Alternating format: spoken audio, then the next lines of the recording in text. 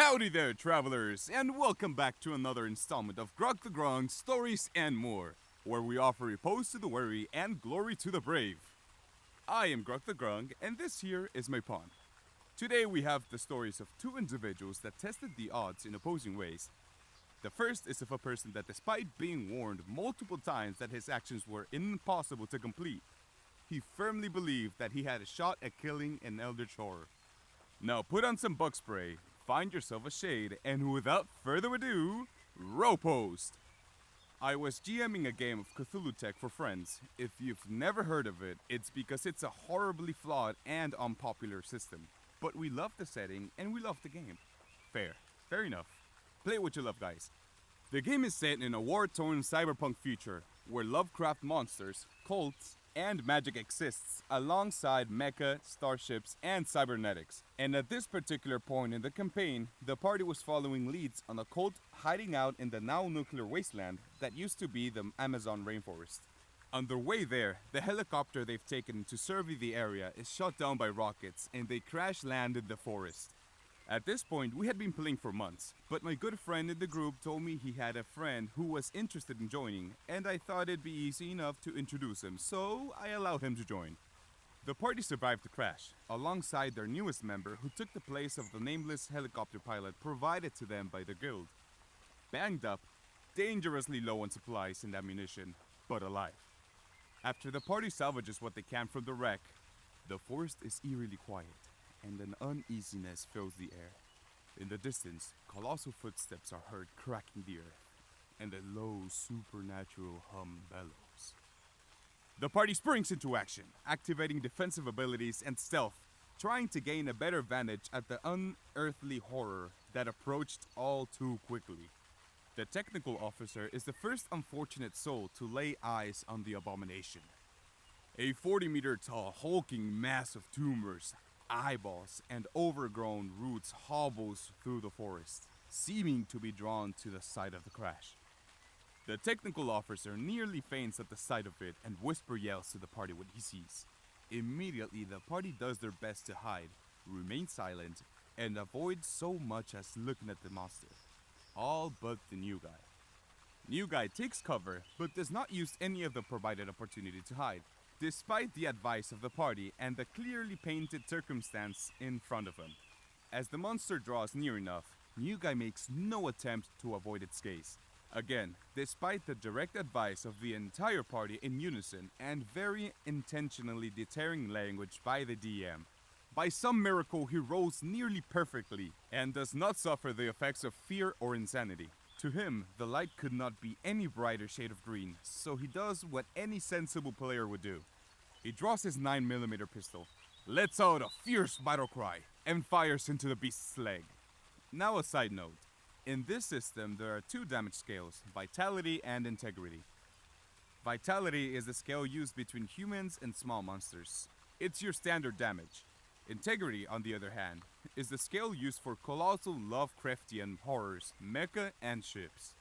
1 point of integrity health or damage is equal to 50 points of vitality health or damage. The strongest human character might have around 80 vitality points, so a single roll of a 2 on the game's many d10s would instantly kill anyone. It's a horror setting, and the enemy was intended for the party to work up to salvaging a mecha to battle, but back to New Guy. Shots were fired, and the party was in disbelief at what just transpired. Out of game, they were asking him what the hell he was doing, and were making extra sure he understood that this was not a game about winning every fight. He then explained the difference in the damage scales to our entire group in perfect detail, conveying that he knew exactly how the numbers would work in this situation, and reiterated that his actions were deliberate and informed. As the GM, I gave him one final attempt to salvage the situation by playing at the creature's low intelligence and pointing out a lovely hiding spot within diving distance to where he was. His turn again, and still there was ammo in his pistol. He fired 3 shots, burning as many bonus dice as he had. The rest of the party dared not move or give away their location, still in hysterics at this guy out of game. The monster lifted one massive knotted foot into the air, temporarily occupied New Guy's hex, and when his foot came up again, there was no longer a New Guy in the hex. The player quit the group on the spot in a huff, never spoke to his friends who invited him into the group again, and talked the meanest shit about us and our game to anyone who would hear it. What kind of game is it if you can't even kill the enemies? The part that dumbfounded me was how he clearly understood the rules and the situation he was in and still chose complete suicide. The party told him 100 times he was committing suicide, and I gave him as many chances as I could without just plot armoring him. Could I have modified the encounter to save him? Yeah, probably. But everyone was enjoying a gritty, difficult campaign, and I wasn't gonna throw that out for a friend of a friend. In retrospect, I know I could have just said, no, you can't do that. But I was young and very much a fan of every action is available along with its consequences. Style of GMing. Moral of the story, be careful letting people you don't know into games you and your friends put lots of time and effort into. Okay, let's break this down. We get very little context as to the process of new player joining the game, but it sounds to me like a case of not enough time spent in session 0. I think that this whole situation could have been avoided if it had been made crystal clear that this game was, as OP puts it, a gritty and difficult campaign where killing things wasn't always the objective. This would have either discouraged them from playing or primed them into playing in a similar fashion to their peers. I could be completely wrong, and they could have had an extensive Session 0 emphasizing the tone of the campaign. But I don't think we can ever stress enough the importance of spending enough time in a Session 0 to make sure everyone is on the same page for the campaign. Despite extensive planning, however, sometimes players are just disruptive, and there is really no other choice but to let them go, which can be harsh but necessary to keep a campaign alive with the players that actually care. Like OP said, moral of the story, be careful of who you let into your campaign. But I will add to this that we should make sure new players know what they're getting themselves into. Moving on to our next story, we have a person that does the complete opposite to the problem player from the previous tale. Instead of defying the odds, they would strictly abide by the word of the probability gods and would not deviate from their faith. Ropost. Disclaimer, this isn't a proper horror story. There is no real horror and no party involved can be said to be entirely at fault. Yet, this short incident is something I feel this subreddit might like, so here we go. Context. Some years ago, I answered an ad for a Warhammer fantasy roleplay game online.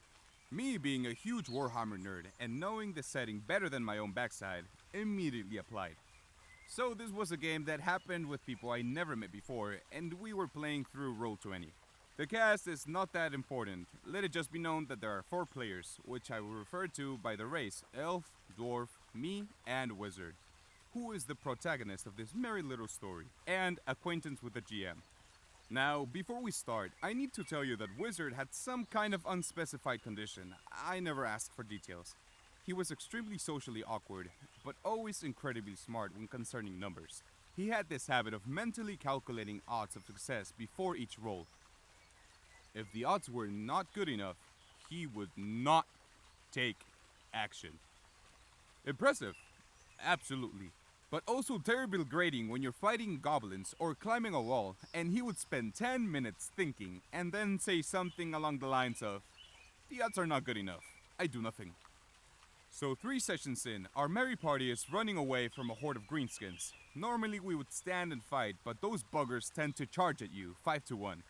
And this is not D&D, a single jab with a stick can end you. So we are running and end up in a bridge over a fast-flowing river. But look! The bridge has collapsed at its center, and now a wide gap sits between us and safety. We have little time to decide what to do, but the next move is clear. We have to jump.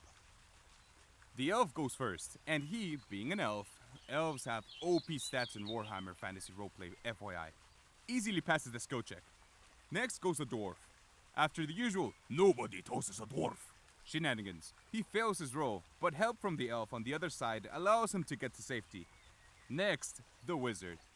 We wanted to let him go first, but he refused because he needed a moment. Now, his time has come. Either jump, or get eaten by orcs. He muses over it for a few seconds, and then with a tone as flat as a table, he says, "The odds are not good enough. I do nothing." We are speechless. We assumed that faced with either action or destruction, he would act. Oh, what fools we were! When we press the fact that if he does nothing, his character will most certainly die, Wizard still states that the odds are too low to be acceptable, and he'd die anyway. We go back and forth for a while, enough for the fun to be spoiled and the session to come to a halt. Then, maybe at fault from my part, I lose my temper. Me, GM, I toss the wizard. Wizard. What? You can't do that. I do not want to jump. I can't make it. Me. I grapple the wizard and try to throw him over the bridge. Can I do that, GM? GM. I don't know. Go for it. We roll for grapple. Now, I admit I got very lucky because I rolled very good stats for my acolyte. And since I wanted to advance to warrior priest, my strength was pretty high. Wizard, on the other hand, had very high mental stats, but very poor physical ones, so obviously I won the roll. After that, despite Wizard's protests that there is no way it'll work, I yeet his character to the other side of the bridge. He's forced to roll a skill check, which he refuses to, so the GM rolls for him. He succeeds. More than that, the roll was so good, he would have succeeded even without my or the elf's help. I immediately jump behind him and barely make it. As soon as we land, the dwarf, being a stokingly strong miner with a background as a mason, strikes a weak point on the bridge with his pickaxe, causing some of it to fall into the river below and widening the gap enough that the orcs could not cross as we did. Everyone is happy, virtual high fives are given all around, except for Wizard, who had muted himself immediately after he crossed the bridge. Right after the GM decides to call it a night, he unmutes himself and states, "This game is stupid," and leaves the group. Days later, I learned from GM that Wizard was very upset about the fact that, statistically, he shouldn't have been able to cross that bridge, and that we robbed him of player agency by forcing him to do so. Basically, he was furious that we acted in a suboptimal way, in his view, and could not accept the fact that the game rewarded us for it. The game continued for a while, but quickly petered out, since it left a bad taste in everyone's mouth. I still have no idea what to make out of this experience. It feels like a fever dream every time I think about it. Edit. Since people are questioning the why choose death instead of going with the suboptimal choice, I don't really know. But my idea is that in his reasoning, Wizard never considered the fact that if he didn't jump the bridge, he would die. I don't think he could see or wanted to see the correlation between the horde chasing us and the obstacle posed by the broken bridge. Again, we go back to the idea of what fun means to someone when playing a TRPG. Wizard, being the math geek that he was, really centered the idea of fun around numbers and probability. Now, I don't want to assume anything, but by the context provided by the story, it sounds like they were neurodivergent in some way. This means that typically, there should be tons more communication between all parties to make sure everyone understands the circumstances and impact of each player's actions. I feel like if there had been a conversation where the party detailed to Wizard that things such as help actions and the Warhammer equivalent of inspiration are meant to increase the probability of success, then Wizard would have been more inclined to take a risk.